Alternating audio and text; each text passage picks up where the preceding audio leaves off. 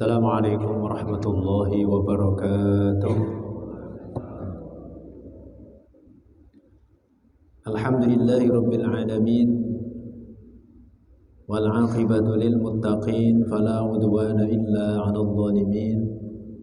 Wassalatu wassalamu ala asyrafil anbiya'i wal mursalin, sayyidina Muhammadin wa ala alihi wa sahbihi ajma'in.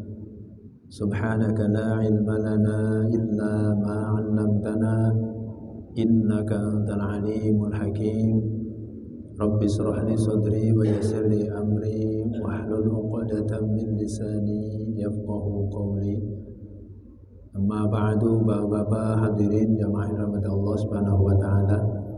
Alhamdulillah wa syukurillah, kita masih dapat berkumpul bermuajahah, bertemu kembali di masjid yang mulia ini dalam rangka kita bersama-sama ta'lim, bersama-sama ngaji yang sebenarnya jadwalnya Ustadz Asep ya, karena beliau berhalangan, kurang sehat kalau nggak saya. Kita doakan semoga Allah beliau diberikan kesehatan dan juga kesembuhan serta barokah ilmunya. Salawat dan salam semoga tetap dilimpahkan kepada junjungan Nabi besar kita Muhammad sallallahu alaihi wasallam beserta keluarganya, para sahabatnya serta pengikutnya ila yaumil qiyamah. Hadirin jamaah rahmati Allah, mungkin kita lanjutkan kajian yang biasa saya sampaikan, yaitu kitab Riyadhus Shalihin ya. Kita akan lanjutkan kajian kitab Riyadhus Shalihin karya Imam Nawawi rahimahullah ta'ala, yang insyaallah pada kesempatan ini kita akan lanjutkan bab tentang yakin dan tawakal. Babul yaqini wat tawakkuli, bab tentang yakin dan tawakal. Bab takwa sudah kita selesaikan, sampailah kita di bab yang ketujuh, yaitu babul yaqin wat tawakkuli, bab tentang yakin dan tawakal. Qala Allah Ta'ala, Allah Subhanahu wa taala berfirman, walamma ra'al mu'minuna al-ahzaba qalu hadza ma wa'adana Allah wa rasuluhu wa sadaqa Allah wa rasuluhu wa ma zadahum illa imanan wa taslima. Walamma ra'al mu'minuna, dan ketika orang-orang mukmin melihat al-ahzab, golongan-golongan, qalu, mereka berkata, hadza ma wa'adana Allah wa rasuluh, ini adalah apa yang telah dijanjikan Allah dan Rasulnya. Wa sadaqallahu wa rasuluh, dan maha benar Allah wa rasul dan rasulnya. Wa ma zadahum illa imana wa taslima, dan tidaklah mereka itu bertambah kecuali keimanan dan kepasrahannya. Wa qala ta'ala, dan Allah juga berfirman, alladzina qala lahumun nasu innan nasa qad jama'u lakum fakhshawhum fazadahum imanan wa qalu hasbunallahu wa ni'mal wakil fanqalabu bi ni'matin minallahi wa fadlin lam yamsashum su' wattaba'u ridwanallah wallahu dzu fadlin 'adzim. Alladzina qala lahumun nas, itu orang-orang yang qala lahumun nas, qala lahumun nas, berkata kepada mereka itu manusia, innan nasa qad jama'u lakum, sesungguhnya orang-orang dan manusia qad jama'u, telah berkumpul, lakum, untuk mengalahkan kalian. Fakhshawhum fazadahum imana, fakhshaw, maka takutlah kalian kepada mereka, fazadahum imana, lalu bertambahlah mereka itu keimanannya, wa qalu, dan mereka berkata, hasbunallahu wa ni'mal wakil, cukuplah bagi Allah dan sebaik-baiknya penanggung. Fanqalabu bi ni'matin minallahi wa fadlin lam yamsashum su, mereka kembali dengan membawa nikmat dari Allah dan karunia-Nya, lam yamsashum su, dan mereka tidak tertimpa keburukan. Wattaba'u ridwanallah, dan mereka mengikuti ridha Allah. Wallahu dzul fadlil azim, dan Allah yang memiliki karunia yang besar. Ini bab tentang yakin dan tawakal. Ini banyak Allah Subhanahu wa taala dalam Al-Qur'an ini berfirman, ya. Di antaranya ayat-ayat ini, ya.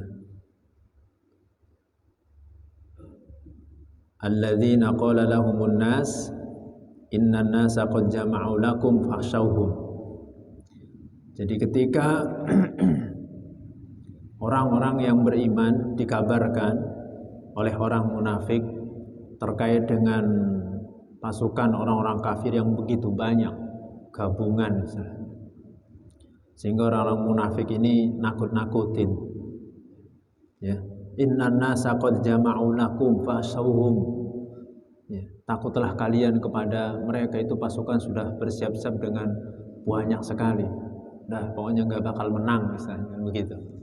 Nggak bakal menang karena pasukannya banyak orang-orang kafirin itu. Sedangkan pasukan kaum muslimin kita itu sedikit, ya. Ya. Tapi ketika mendapatkan berita seperti itu, ya, ini kerjaannya orang munafik itu yaitu provokator, ngompor-ngomporin, nakut-nakutin. Ya. Mereka mah begitu orang munafik itu. Jadi di depan itu menampakkan keimanan, di hatinya menyimpan kekafiran. Itu orang munafik. Ya, orang-orang munafikin. Jadi musuh dalam selimut. Ya, kerjaannya itu ngadu domba, ngompor-ngompori, membawa berita hoaks, gitu. Itu orang munafik. Ya. Mereka kalau misalnya di tengah-tengah kaum muslimin yang kira-kira mendapatkan kemenangan ataupun ghanimah ataupun kenikmatan, dia ikut gabung, ya, ikut gabung, bahkan ini mendapatkan, memperoleh bagian. Tapi ketika misalnya, ya, kekalahan berada di pihak kaum muslimin misalnya, ya, musibah ditimpa kaum muslimin, ini memperolok-olok, menghindar, ya. Tuh kan kata saya juga apa, engkau menamblek sih, nggak mau denger, nah, jadi memperolok-olok, menghina. Nah, itu orang-orang munafik. Nah, ini dalam kasus ini juga, ya, mereka ini ngompor-ngomporin, nakut-nakutin kepada kaum muslimin yang pasukannya sedikit, sedangkan kaum kafirin itu banyak, ya. Fakhshawhum fazadahum imana. Apa yang terjadi justru semakin menambah keimanan orang-orang yang beriman. Kaum muslimin ketika diberi informasi seperti itu justru semakin bertambah keimanannya. Ya, kenapa? Ya karena tidak lepas dari motivasi Rasulullah Sallallahu Alaihi Wasallam, bimbingan, tarbiyah Rasulullah Sallallahu Alaihi Wasallam. Nah, ya. Wa qalu, dan mereka berkata, apa yang dikatakan? Hasbunallahu wa ni'mal wakil.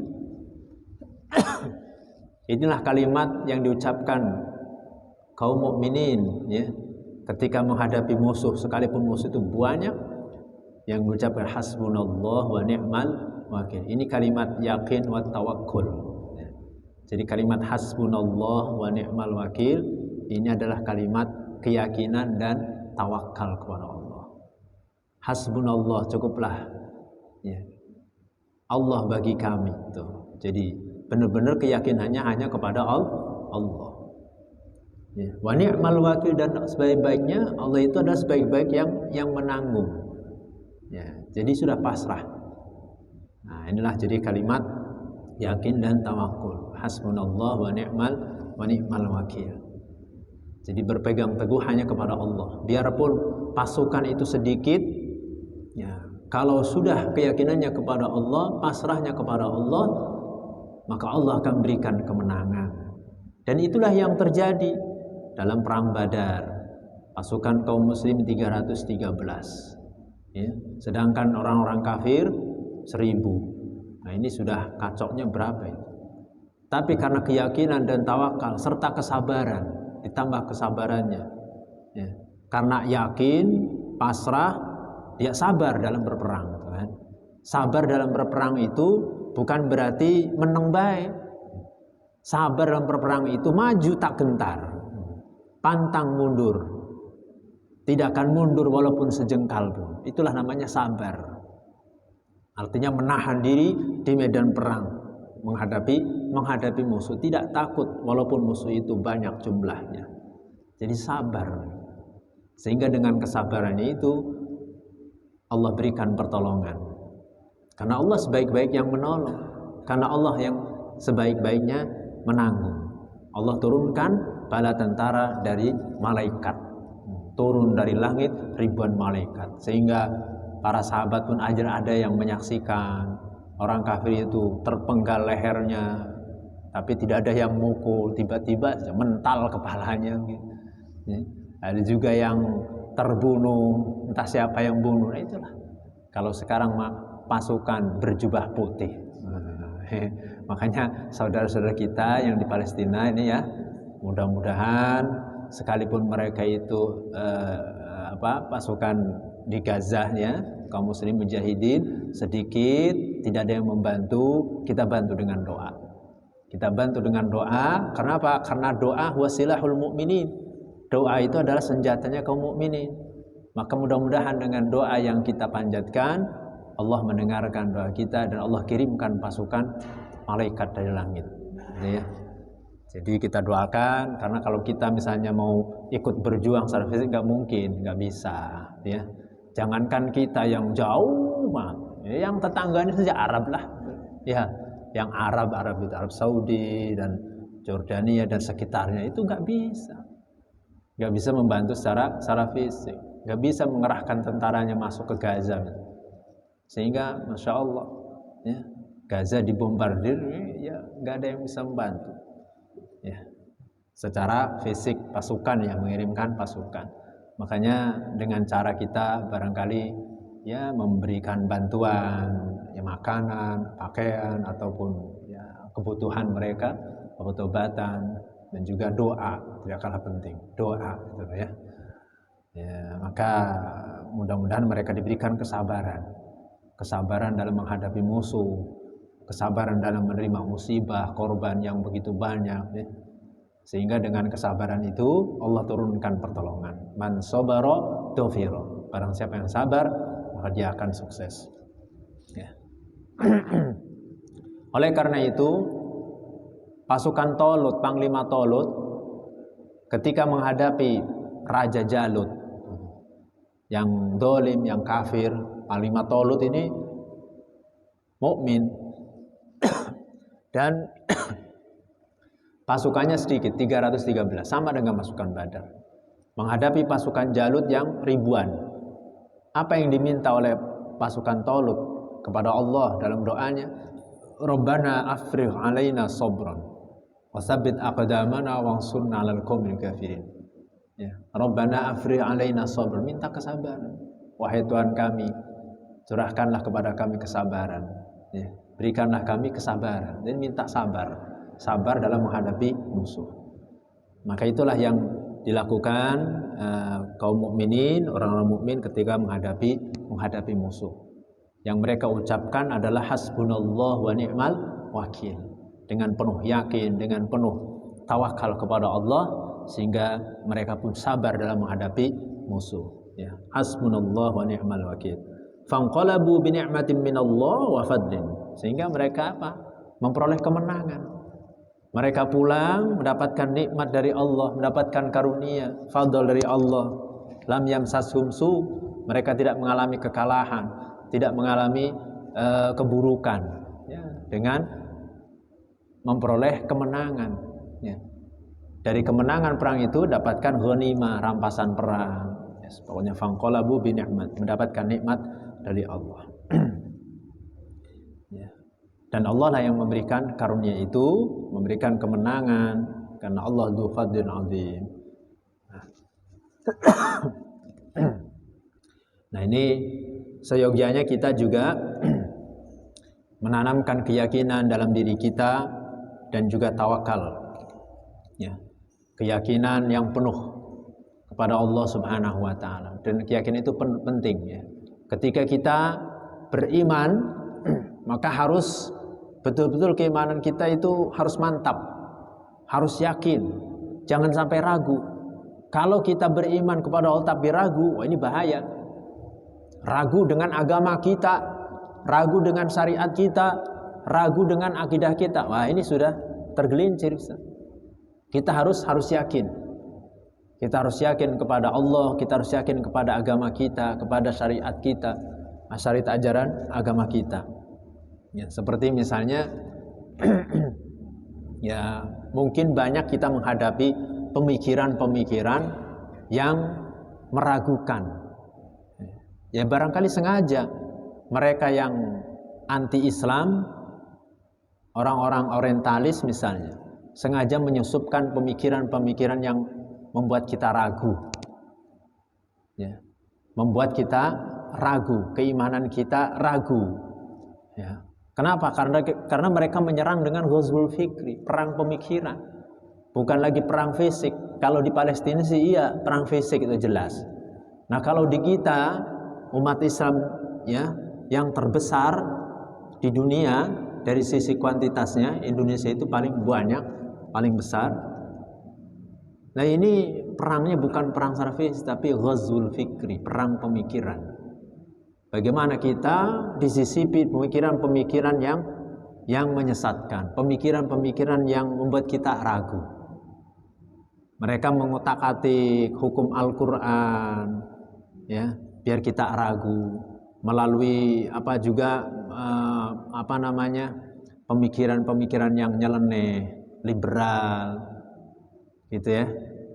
Ya, seperti misalnya menganggap Al-Quran itu sudah tidak relevan dengan zaman, sudah tidak sesuai dengan zaman. Ditambah dengan emansipasi wanita. Sekarang mah sudah zamannya gender, sudah persamaan hak laki-laki dan perempuan.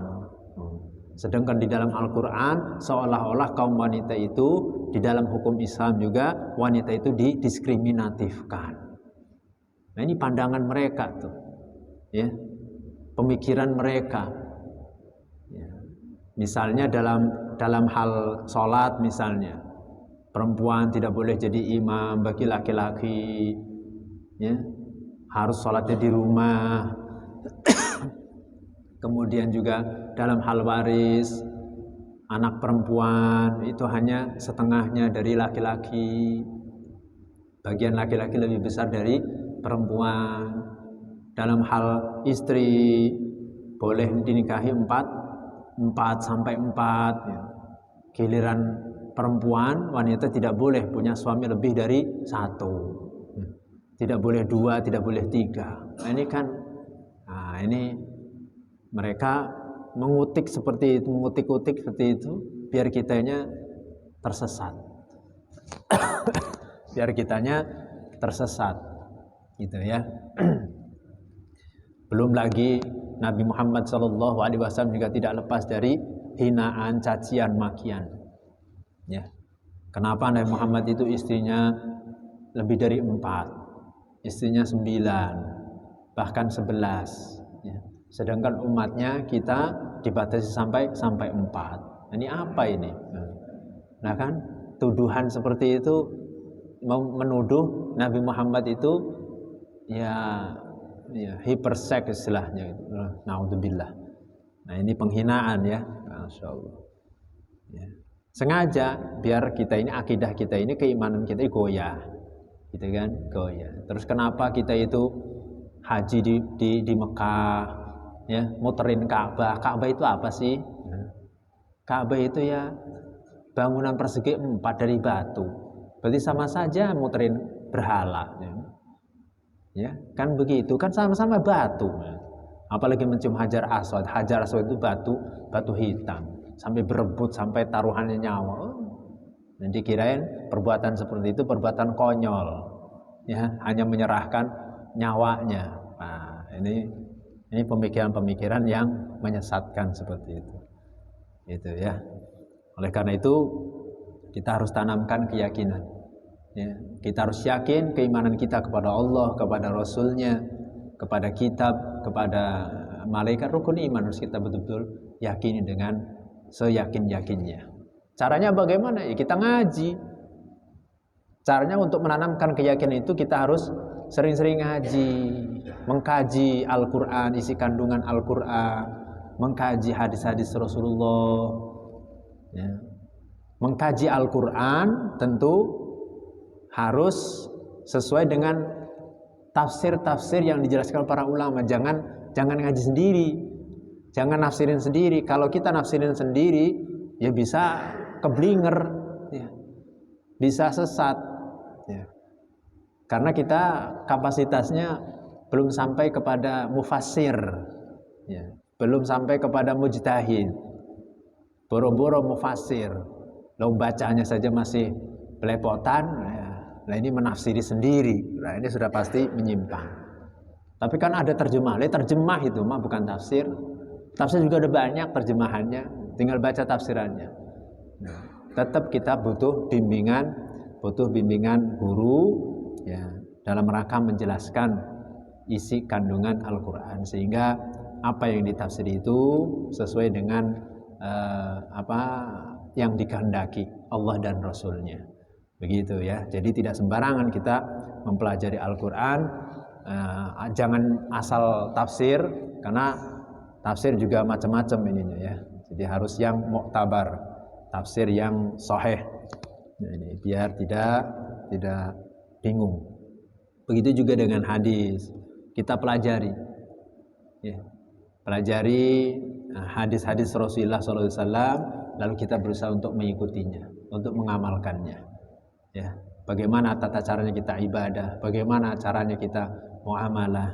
Nah, itu kita amalkan sehingga mempertebal keimanan kita dan keyakinan kita, ya, akan ajaran agama kita. Nah, itu yakin, itu penting ya. Dalam segala hal juga kita harus pentingnya yakin. Orang kalau tidak yakin berarti ragu kan? Orang kalau tidak yakin ragu. Ragu itu penyakit. Kita mau ibadah misalnya ragu, wah ini penyakit.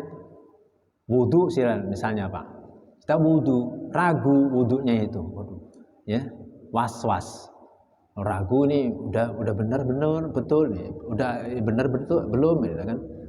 Jadi ragu, ya. Jadi oleh karena itu tanamkan keyakinan, ya, sampai niat aja nggak beres-beres, ya, 1 jam nawaitul apa kan terusnya. Mandi, kalau ragu, wah udah di kamar mandi 1 jam ngedekem baik, ya, nggak keluar dari kamar mandi. Kenapa? Karena perasaannya belum bersih, perasaannya ragu, perasaan belum disiram. Wah ini, lah ya 1 kolam habis sendirian mandi.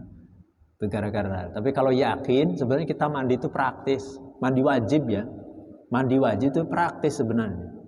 Ya cukup, rukunnya kan cuma 2, niat dan meratakan air ke seluruh badan, ya sudah selesai. Kita niat misalnya nawaitul ghusl rafil hadasil akbari fardulillahi ta'ala. Saya niat mandi menghilangkan hadas besar karena Allah, sudah selesai itu. Nah kemudian meratakan air ke seluruh badan, mulai kepala, kemudian samping kanan, samping kiri, sembari gosok 3 kali sudah selesai. Gitu ya. Yang penting air itu merata ke seluruh badan, kena anggota badan kita semuanya, ya sudah selesai. Jangan sampai kita itu ragu, akhirnya ya, 1 kolam ya, masih kurang, ya, 1 jam ngedekem di kamar mandi. Itu akibat ragu. Nah, yakin. Doa pun demikian, kudu yakin. Kalau kita berdoa dengan hati yang ragu, lah ini nggak diterima, nggak dijabah. Maka kuncinya berdoa itu kita harus yakin diijabah, harus yakin kepada Allah. Ya. Jangan sampai ragu. Itu keyakinan ya. Makanya dulu ya para wali, para ulama ya mengajarkan walaupun 1 kalimat 2, tapi dengan penuh keyakinan. Nah itulah kadang benar-benar yang mujarab, ya, mustajabah. walaupun hanya bismillah misalnya, walaupun hanya baca Al-Fatihah, kalau penuh dengan keyakinan, keimanannya, maka itu bisa menjadi obat. Bisa menjadi obat penyembuhan. Sebagaimana ketika rombongan sahabat dalam safar, kemudian mampir di salah satu suku, kabilah, ternyata ketua kabilahnya ini sedang sakit digigit kalajengking. Digigit kalajengking sehingga menimbulkan bengkak gitu ya, sakit. Lalu kemudian ditanya salah seorang sahabat itu, adakah di antara kalian yang bisa mengobati ketua kabilah itu? Salah seorang sahabat kemudian mengobatinya dengan membacakan surat Al-Fatihah. Dibaca surat Al-Fatihah, ternyata sembuh. Nah, ketika sembuh diberi hadiah 30 ekor kambing. Jadi dibawa kepada Rasulullah, bagaimana ini, boleh atau enggak? Nah, kata Nabi, ini hasil apa? Meruqyah, ngejampi. Lah kamu ngejampinya dengan apa? Saya menjampi meruqyah dengan bacakan surat Al-Fatihah. Karena ada jampi jahiliyah, ada jampi dari Al-Quran. Makanya Nabi tanya itu, jampinya dengan apa? Ruqyahnya dengan apa? Dengan bacakan Al-Fatihah. Ya sudah, silahkan ambil. Dibolehkan ya mendapatkan hadiah itu. Nah, ini artinya surat Al-Fatihah itu bisa menjadi syifa, menjadi obat, menjadi penyembuh. Ya, walaupun hanya dibaca satu kali, itu bisa berpengaruh. Kenapa? Karena yang membacakannya penuh dengan keyakinan.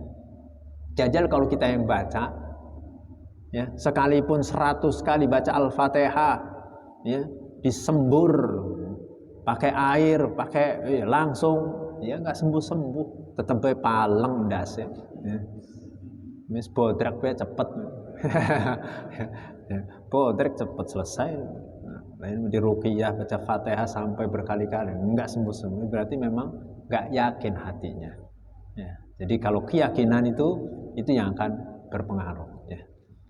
Nah, ya, jadi pentingnya kita yakin betul-betul ya. Keimanan kita harus dasar dengan keyakinan yang penuh. Kemudian tawakal. Tawakal itu artinya berpasrah diri. Tapi jangan keliru dalam memahami pasrah di sini. Yang dimaksud tawakal itu pasrah, menyerahkan kepada Allah, menggantungkan kepada Allah setelah adanya ikhtiar. Suatu ketika datang seorang Arab kepada Rasulullah SAW ya, dengan membawa ontaknya. Nah, kemudian dia masuk kepada Nabi, ditanya, kamu kesini naik apa? Naik onta. Mana ontamu?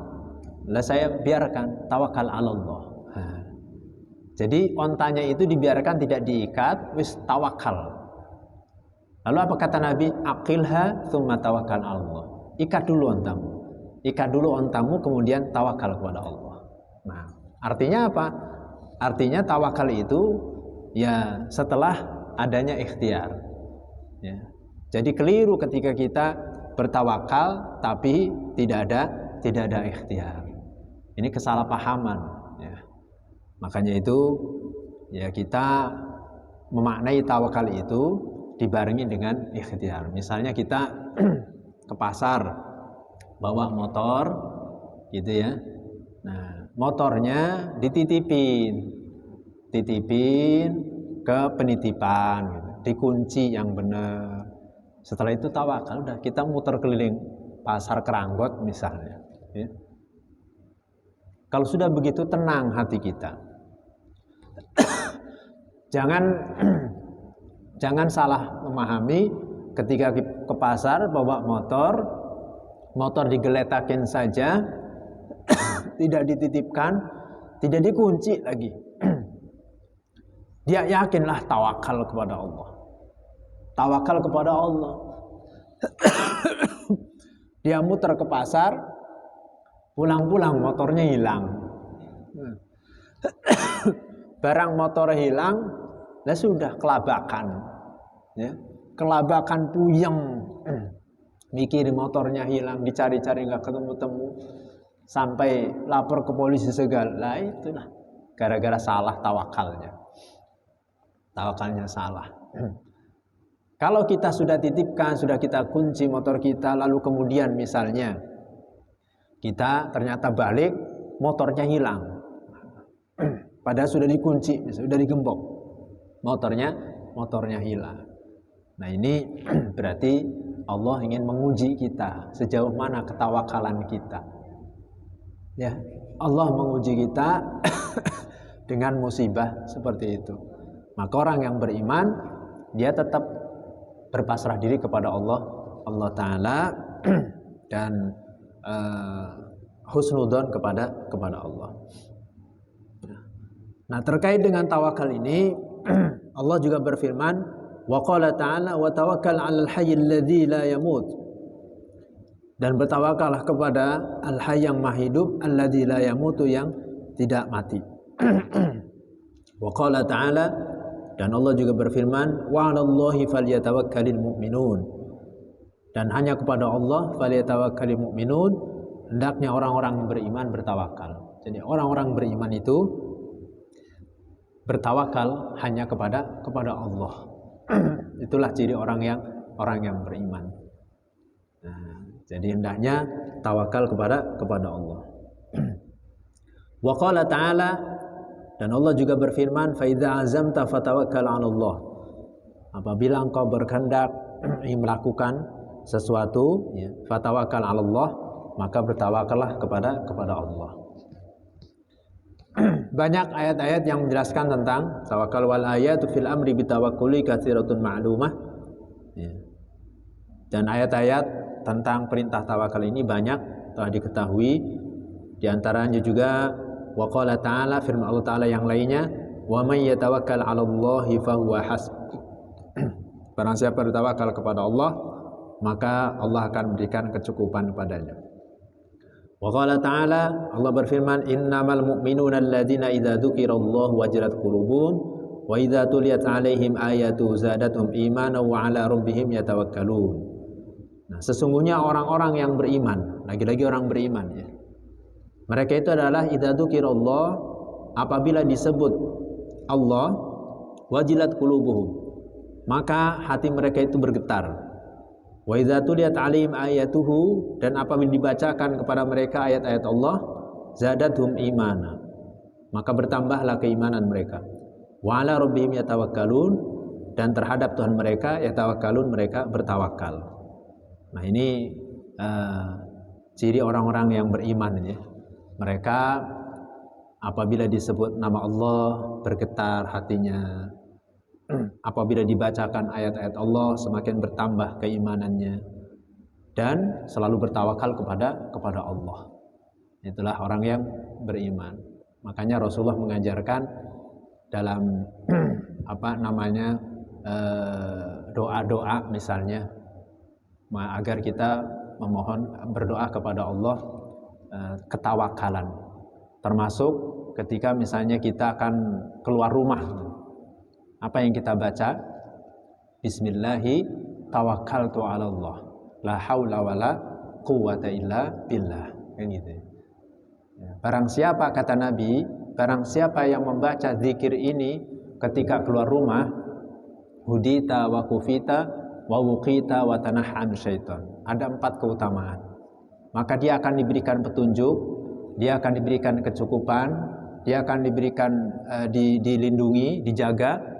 Watanahan syaitan, dan setan akan menyingkir darinya. Ini ketika kita keluar rumah tuh. Jadi doanya Bismillahi tawakkaltu 'ala Allah, la haula wala quwwata illa billah. Ini bagaimana kita itu tawakal kepada Allah. Nah, jadi kalau kita perhatikan, kenapa yang dibaca itu Bismillahi tawakkaltu 'ala Allah ketika keluar rumah? Berarti tawakal itu bukan meneng bae di rumah. Berarti tawakal itu bukan nongkrong saja di rumah, wis pasrah bae lah. Tawakal. Kalau Allah menjadikan saya kaya, ya pasti kaya. Kalau Allah menjadikan saya miskin ya miskin, sekalipun keluar rumah ya miskin, tetap aja miskin. Lah daripada pegel misalnya, daripada pegel banting tulang cari duit nggak dapat, masih dengan tidur di rumah. Tawakal saja.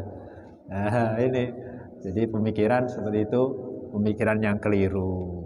Makanya yang dibaca ketika keluar rumah itu kan, Bismillahi tawakal, Bismillah dengan menyebut nama Allah, berarti kita melibatkan Allah, mohon pertolongan Allah tuh.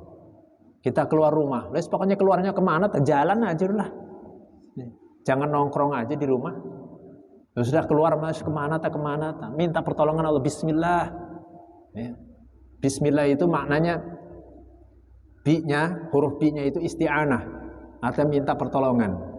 Ya, Bismillah, kemudian tawakal tu 'ala Allah. Ya, setelah kita minta pertolongan, kalau misalnya kita mencari pekerjaan, ya sudah Bismillah, cari pekerjaan. Ya, cari fadl Allah. Tuh. Bismillah tuh, dengan Bismillah. Kemudian tawakal tu 'ala Allah. Saya pasrahkan kepada Allah, pasrah kepada Allah. Ya, kita cari ke sana kemari, sudah. Nah nanti hasilnya la haula wala quwata illa billah. Tidak ada daya dan kekuatan kecuali dengan pertolongan Allah. Apapun hasilnya, kalau kita mendapatkan pekerjaan, kalau barangkali kita misalnya bisnis mendapatkan keuntungan, alhamdulillah, itu semua berkat pertolongan Allah.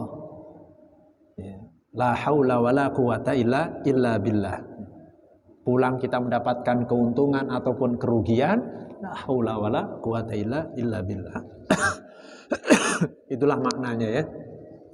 Mana kita keluar rumah melibatkan Allah, pasrah kepada Allah, tawakal kepada Allah. Allah yang berikan pertolongan. Dan juga ketika kita keluar masjid, ya, yang kita baca adalah Allahumma ftahli abwaba fadlika. Ya kan? Allahumma ftahli abwaba fadlika. Ya Allah, bukalah pintu-pintu fadlmu untukku. Ya. Allahumma ftahli abwaba fadlika. Ya Allah, bukakanlah aftahli untukku pintu-pintu karuniamu. Ya. Jadi setelah kita keluar masjid itu kita mencari fadl Allah. Korelasinya dengan surat Al-Jumu'ah, fa idza qudiyatis sholatu fantashiru fil ard wabtaghu min fadlillah wadhkurullaha katsiran la'allakum tuflihun. Apabila telah ditunaikan salat, maka bertebaranlah kalian di muka bumi, wabtaghu min fadlillah, dan carilah fadl Allah. Jadi setelah kita salat, keluar masjid, ya, cari fadl Allah, minta kepada Allah, Allahumma ftahli abwaba fadlika. Itu kalau keluar masjid. Jadi kita mencari fadl Allah. Yang bekerja, yang bisnis, silahkan lanjutkan. Cari fadl Allah. Sambil pasrah kepada Allah. Ya. Bismillahi tawakkaltu 'ala Allah la haula wala quwata illa billah. Nah ini yang dimaksud dengan makna tawakal ya. Jadi tawakal itu sebenarnya kita bergerak, jalan. Ya. Hanya saja memang kita pasrahkan kepada Allah hasilnya. Kita pasrahkan, itu tawakal. Wal ayatu fi fadli tawakkul katsiratun ma'rufah. Ayat-ayat terkait dengan keutamaan tawakal ini banyak sekali. Dan inilah ayat-ayat yang berkaitan dengan yakin dan tawakal. Sudah cukup ya. Insyaallah nanti hadis-hadisnya ini panjang sekali. Ada hadis yang panjang, ada hadis yang pendek. Insyaallah nanti kita akan lanjutkan pada pertemuan berikutnya malam Sabtu. Insyaallah kalau kita mudah-mudahan diberikan kesehatan dan panjang umur. Ya, kita cukupkan dulu kajian kita, talim kita bersama ini. Baru ayat-ayat berkaitan dengan keyakinan dan tawakal. Barangkali ada yang perlu ditanyakan, silahkan kita buka sesi tanya jawab. Bebas.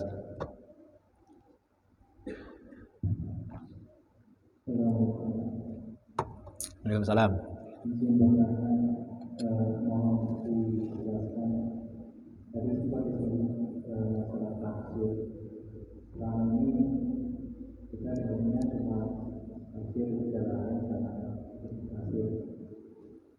Lain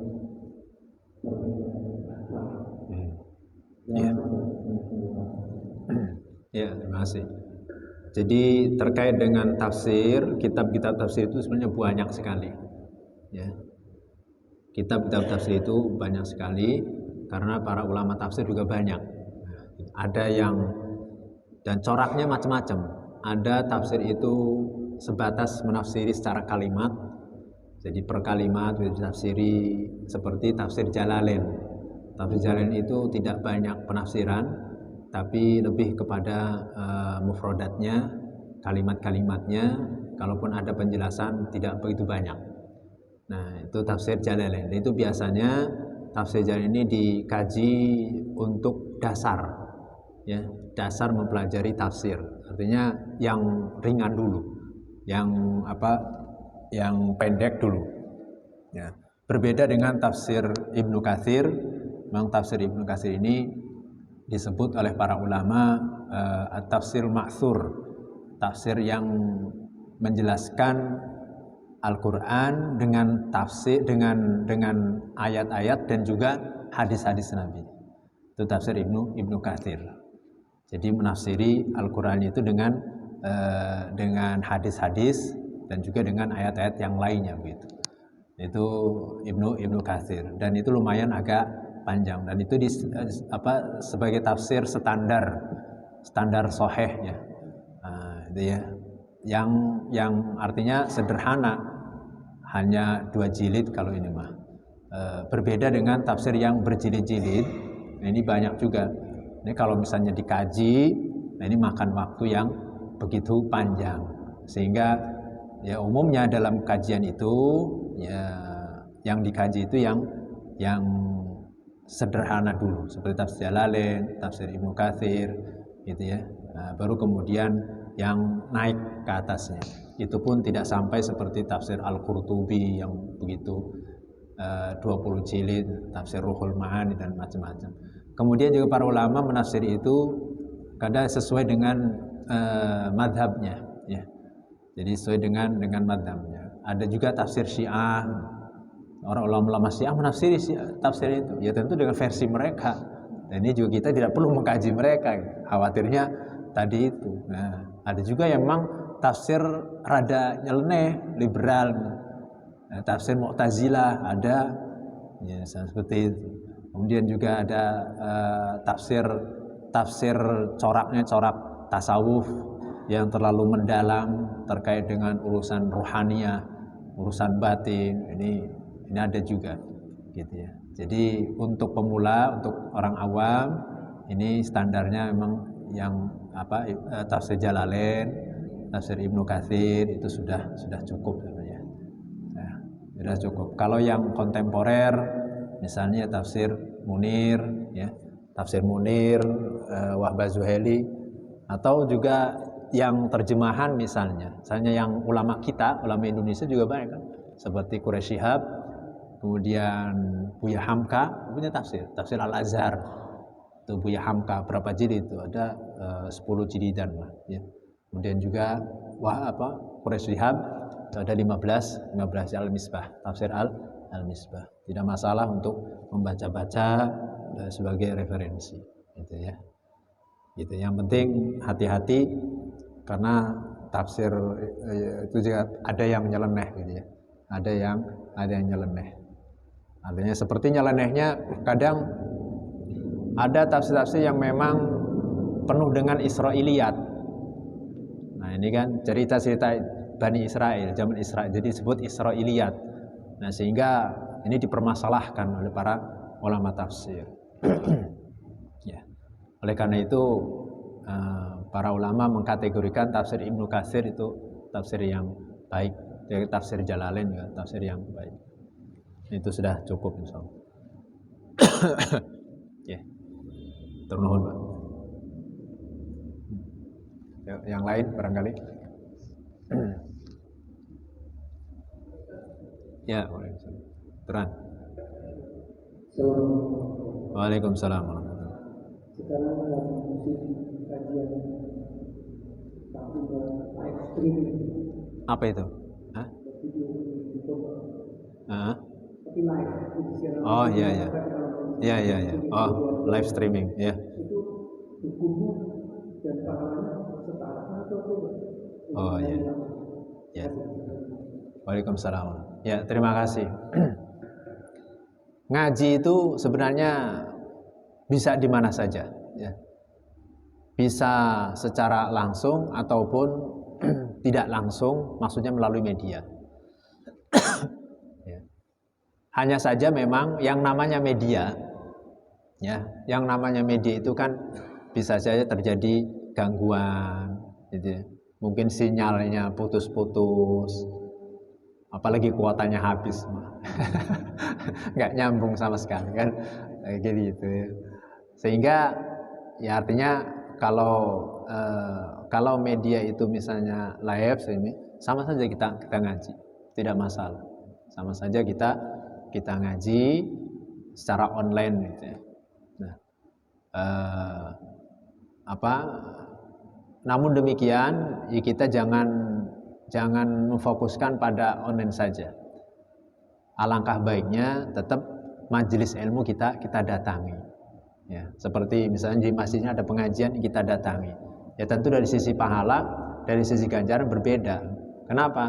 Ya karena kalau misalnya kita mendatangi majelis ilmu, ini ada harokah, ada gerak, ada langkah, kemudian ada media yang kita bawa, kitab, buku, Quran misalnya kita bawa, dan ini terus tentunya membawa tambahan pahala. Ya, berbeda dengan kita misalnya live streaming misalnya di rumah sambil duduk ngopi santai. Nah ini ya tetap artinya ini juga baik, dapatkan ganjaran ngaji ya. Hanya saja ketika mendatangi itu lebih utama. Tidak masalah kita menggunakan media sebagai sarana untuk ngaji ya. Bahkan sekarang bukan hanya di Indonesia saja, termasuk misalnya di Arab misalnya, kita bisa menyimak ngaji, ikut. Saya sendiri juga masih ngaji dengan guru-guru kami di sana di Irak, live streaming atau ya kadang memang cuman ya waktunya di sana jam 8 Isya waktu Isya. Lah di sini ya dalu jam 12. Ya tinggal milih ini saja. Kemudian itu bagian daripada kita memanfaatkan media ya, bagus daripada kita menggunakannya pada perkara-perkara yang negatif gitu. Dan juga boleh misalnya melalui YouTube, artinya bukan live streaming misalnya YouTube, hanya saja memang kalau YouTube kan tidak langsung begitu ya. Kalau sekedar untuk menambah wawasan, menambah pengetahuan silahkan. Tapi kita harus bisa memilah dan memilih. Kita harus bisa menyaring, khawatir ternyata di YouTube itu ustadz nyeleneh gitu. Ya nggak apa-apa kita tonton, tapi kita harus hati-hati begitu. Sebagai tambahan wawasan saja. Silahkan. Ya, terima kasih Pak. Bisa ada?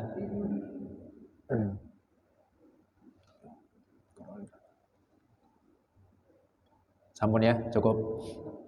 Baik. Kita cukupkan taklim kita, ngaji kita bersama ini. Mudah-mudahan bermanfaat walaupun satu kalimat, dua kalimat. Mohon maaf atas segala kurangan. Mari kita tutup dengan doa. Mudah-mudahan Allah mendengarkan doa kita. A'udzubillahi minasyaitonir rajim. Bismillahirrahmanirrahim. Alhamdulillahirabbil alamin. Allahumma shalli ala Muhammadin wa alihi washabbihi ajmain. Allahumma anfa'na bima 'allamtana wa 'allimna ma yanfa'una wa zidna ilma. Allahumma inna nas'aluka al-'afwa wal 'afiyata fid dunya wal akhirah. Allahumma inna nas'aluka husnal khatimah wa na'udzubika min syarril 'aqibati wa su'il khatimah. Rabbana taqabbal minna innaka antas samiul 'alim wa tub 'alaina innaka antal rahim. Rabbana atina fid dunya hasanah wa fil akhirati hasanah wa qina adzabannar. Subhana rabbika rabbil izzati amma yasifun wa salamun alal mursalin walhamdulillahi rabbil alamin. Subhanakallahumma bihamdik asyhadu an la ilaha illa anta astaghfiruka wa atubu ilaik. Assalamualaikum warahmatullahi wabarakatuh.